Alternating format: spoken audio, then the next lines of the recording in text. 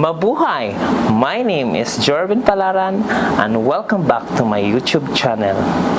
Today, I'm going to unbox and review about I purchased the Apple Macbook Air 2019 13.3 inches.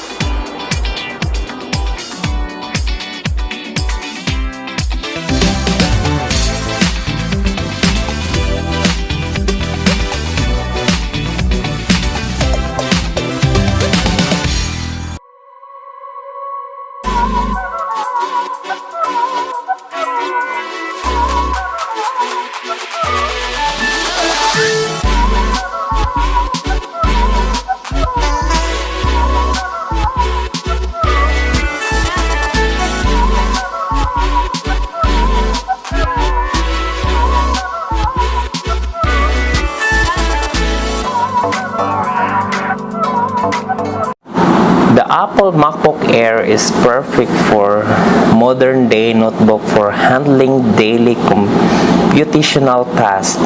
The deadly combination of 13.3 inches Retina display and stereo speaker transport you to the whole new world of entertainment.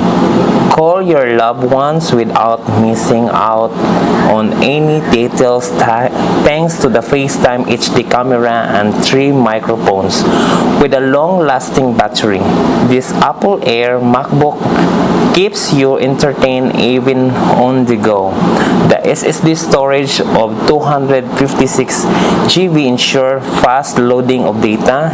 It features a Mac OS operating system that offers the reliability and various high utility features. With 8 GB onboard memory, experience breaks multitasking live never before.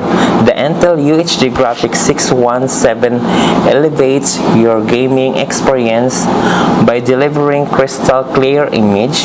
The Intel Core i5 processor lets you speed through daily activities without a hint of lag.